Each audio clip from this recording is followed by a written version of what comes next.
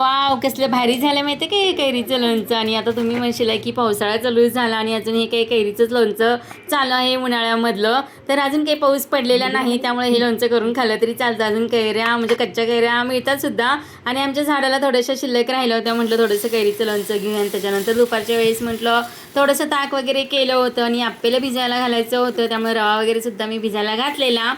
Hi hello नमस्कार, कशा आहात सर्वजण? मस्त मजेत ना? तर चला, नवीन एका व्हिडिओमध्ये मी सुजाता आपल्या सगळ्यांचं अगदी मनापासून स्वागत करते.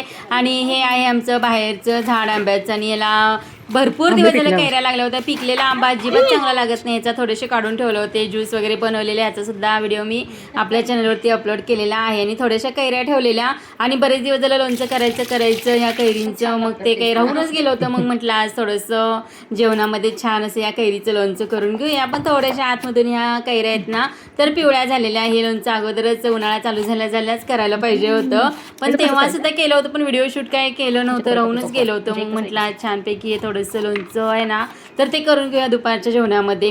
मग इथं झाडाच्या काही 2 कैऱ्या आणल्या तोडून, मस्तपैकी त्याला धुवून वगैरे घेतल्या, चिरून घेतल्या, बारीक बारीक तुकडे केलेले आहेत. आणि असे छोटे छोटे तुकडे केले ना तर याचं सुद्धा छान लोणचं होतं. आणि लांब लांब असं चिरून करतात ना तर त्याचं सुद्धा छान होतं. मग अर्चनाचं माझं बोलणं चाललं की हा आंबा म्हणजे आहे किती दिवसापासून लावलेला, पण अजिबात पिकल्यानंतर चांगला लागत नाही, त्यामुळे तोंड थोडंसं असं काहीतरी झालेलं.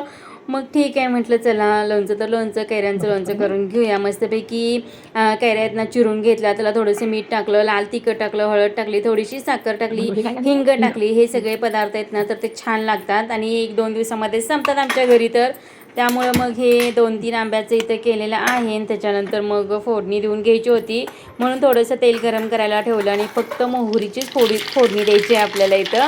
जर का तुम्हाला लसूण वगैरे पाहिजे असेल ना तर ह्याच्यामध्ये घालू शकता. मी पण काही तर लसूण वगैरे घातलेलं नाही आहे, फक्त मोहरीची फोडणी देऊन घेतलेली आहे. मोहरी मला खूप आवडते ह्याच्यामध्ये, तळलेली मोहरी, त्यामुळे थोडीशी जास्तच घातलेली आहे. तर आता हे सगळे पदार्थ त्याच्यामध्ये घातल्यानंतर, कैरीमध्ये घातल्यानंतर कलर किती छान दिसतोय बघा. आणि मस्त झालेलं सुद्धा लोणचं. आणि आंबट गोड आंबा आहे एकदम असा. जो कलमी आंबा वगैरे असतो ना तर त्याचं गोड गोडच लोणचं लागतं, पण आंबट गोड चवीचं लोणचं ना तर ते टेस्टला खूप लागतं. तर तसाच आंबा हा आंबट गोड आहे, त्यामुळे ह्याचं लोणचं टेस्टला खूप छान झालं होतं, एकदम भारी झालं होतं. आणि दिसायला सुद्धा कलर वगैरे किती छान आलं बघा. आणि आम्ही दोघीही खाऊन बघत होतो टेस्टला कसं झालंय. अगदी अप्रतिम लोणचं झालेलं हे, एकदा नक्कीच ट्राय करा अशा पद्धतीने. हे आता काही जर कैऱ्या मिळत नसतील तर ठीक आहे, पुढच्या उन्हाळ्यामध्ये तुम्ही अशी रेसिपी नक्कीच ट्राय करा. आणि केली असेल तर नक्कीच कमेंटमध्ये सांगा की आम्ही सुद्धा हे अशा प्रकारे लोणचं बनवून खातो उन्हाळ्यामध्ये. आणि हा आहे जतचा आंबा, प्रवासातला गेले होते तिथून थोडेसे कैऱ्या आणलेल्या, त्यासुद्धा अशा आतून पिकलेल्याच आहेत. म्हटलं ह्याचं सुद्धा थोडंसं करून बघूया, म्हणून एकच आंब्याचं इथं केलेलं आहे. आणि हे लांब लांब असे चिरून घेतलेले आहेत, काप फक्त करून घेतलेले त्याचे. तरी मी तर थोड्या मोठ्या आकाराचेच काप करून घेतलेले आहेत. जर का तुम्हाला ह्याच्यापेक्षा सुद्धा बारीक पाहिजे असतील ना तर ह्याच्यामधून सुद्धा अजून 1-2-3 असे काप करून घ्यायचे. याला सुद्धा मीठ लावून घ्यायचं, थोडंसं लाल तिखट लावून घ्यायचं, त्याच्यानंतर थोडीशी हळद वगैरे, साखर पण घालायची, साखरेने टेस्ट खूप छान येते. साखर थोडीशी घातलेली, हळद थोडंसं घातलेली आणि ह्याला सुद्धा मोहरीची छान अशी फोडणी देऊन घ्यायची. तरी तर तेल आपलं चांगलं कडलेलं आहे आणि त्याच्यामध्ये भरपूर अशी मोहरी घालून घ्यायची, कारण मोहरीने टेस्ट खूप छान येते. आणि जी काही तळलेली मोहरी असते ना तर ती टेस्टला अगदी अप्रतिम लागते, त्यामुळे मी भरपूर मोहरी घालत असते.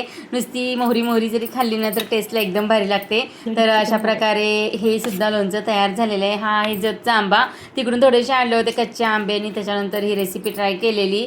तर हा सुद्धा आंबा फक्त जास्त आंबट नाही आहे, गोड आहे थोडासा, त्यामुळं याची टेस्ट वेगळी आणि त्या झाडाची टेस्ट वेगळी अशी लागत होती.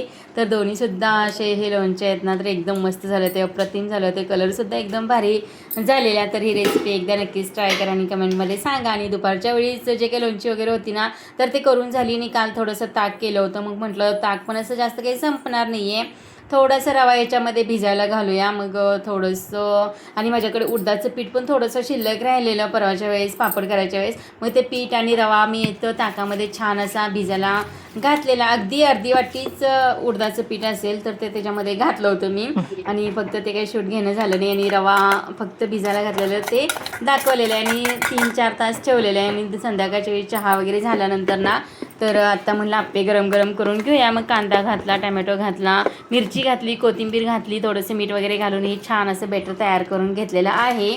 तर एक नारळ होता म्हटलं तो सुद्धा फोडून घेतला आणि त्याच्यानंतर मग थोडंसं त्याच्यामध्ये लसूण आलं मिरची आणि जिरं वगैरे थोडंसं घालून चटणी करून घेऊया म्हटलं. ती चटणीसुद्धा इथं करून घेतलेली आहे. थोडंसं मीठ साखर त्याच्यामध्ये घालायचं आणि अशा प्रकारे चटणी करायची. तुम्ही कशी चटणी करताना तर ते सुद्धा नक्कीच कमेंटमध्ये सांगा. इथं चटणीसुद्धा फक्त 2 मिनटामध्येच तयार झालेली आहे आपली आणि अगोदर नारळ वगैरे फोडून ठेवलेला आहे त्याच्यामुळे झालेली आहे, नाहीतरी पटकन असं काही हे होत नाही. त्याच्यानंतर सुद्धा इथं छान असा कढीपत्ता आणि मोहरीची फोडणी देऊन घेतलेली आहे चटणीला आणि एकदम असा थोडंसं ओलसर होता ना कढीपत्ता त्यामुळे असं जाळ दिलेले.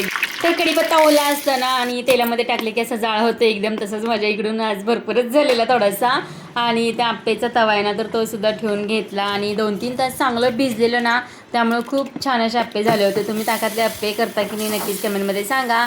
आणि इथं पळीनी घालण्यापेक्षा ना इथं पेल्यामध्ये घेते म्हणजे पटपट असं एका टायमाला घालणं होतं, नाही तर मग पळीनी घालत बसलं ना थोडेसे चांगले आतून भाजले जातात आणि दुसरे मग थोडेसे कच्चे राहतात आणि एक टायमाला सगळे जर असे घातले ना मग एकसारखे भाजले जातात. इथं वरून सुद्धा थोडंसं तेल लावून घेतलेलं आहे. बघा इथं एकदम इझी निघालं ह्याच्यामधलं जे आप्पे आहेत ना, चिकटलेले वगैरे तर अजिबातच नाही आहेत. तर याच्यामध्ये सोडा वगैरे अजिबात काही घालायची गरज नाही आहे, घातलासुद्धा नाही आहे तरीसुद्धा छान असा रवा काही 1-2 तासामध्ये चांगला भिजला पण जातो लगेच आणि लगेच केलं तरीसुद्धा चालतं. पण मी तर 2-3 तास ठेवलं होतं कारण माझं सगळं जेवण वगैरे झाल्यानंतर त्याच्यामध्ये भिजायला घातलेलं, त्यामुळं मग थोडंसं दुपारी आराम वगैरे करेपर्यंत 1-2-3 तास असेच निघून जातात, 3-4 तास निघतात आणि त्याच्यानंतर संध्याकाळच्या वेळी छान असे आप्पे तयार केले होते. आतमधून आहे ना तर छान असे भाजले होते आणि इथं स्वराचं चाललेलं, तिला खूप आवडतात आप्पे. मग म्हटलं लागलंच गरम आहेत ना तर ते खाऊन वगैरे घ्या. तरी ते मी सुद्धा आप्पे टेस्ट करून घेतले, चटणी मीठ वगैरे काय बरोबर आहे का बघितलं, छान झाले होते. म्हणजे जास्त काही करायचे नव्हते, फक्त 1-2 बॅचमध्ये सुद्धा करून घेतले आणि बाकी मग संध्याकाळी असं गरम करून देता येईल म्हटलं सगळ्यांना. मग थोडेसे करून घेतले होते, छान झाले होते, मस्तच झाले होते. तर इकडे सगळीजण सकाळी नाश्त्याला आप्पे वगैरे करतात. आमच्या इथं आज चाललेलं संध्याकाळच्या वेळी करायचं असं ते म्हटलं, मूड आला खायचा म्हटलं की करायची ही रेसिपी. जसं की आपण तांदूळ आणि उडदाची डाळ वगैरे भिजवतो मग त्याला खूप वेळ वाट पाहावी लागते, पटकन होत सुद्धा नाही. 1-2 दिवस त्याच्यामध्ये जातं. एक दिवस सकाळ ते संध्याकाळपर्यंत भिजवा, परत बारीक करा, त्याच्यानंतर दुसऱ्या दिवशी रेसिपी ट्राय करा. त्याच्यापेक्षा ही रवा आप्पे रेसिपी ना तर भारी वाटते मला तर ताकामध्ये भिजवून, तर पटकन पण होते आणि खायचं मूड आलं म्हटलं की लगेच आपण हे करू सुद्धा शकतो. तर छान असे आप्पे निघालेले आहेत, चिकटले सुद्धा नाहीत आणि मस्त एकदम आतून सुद्धा एकदम स्पॉन्जी खुसखुशीत असे हे आप्पे तयार झाले होते. आणि तर चला मग आजच्या ह्या रेसिपी तुम्हाला कशा वाटल्या नक्कीच कमेंटमध्ये सांगा. जे काही घरीच लोणचं वगैरे होतं ना तर त्याची सुद्धा रेसिपी कशी वाटली ते सुद्धा नक्कीच कमेंटमध्ये सांगा आणि रवा आप्पेची रेसिपी कशी वाटली ना तर ते सुद्धा नक्कीच कमेंटमध्ये सांगा. असे छान सोपे सुटसुटीत व्हिडिओ पाहण्यासाठी सुजाताच डायरीला नक्की सबस्क्राईब करा. भेटू नेक्स्ट व्हिडिओमध्ये, तोपर्यंत बाय.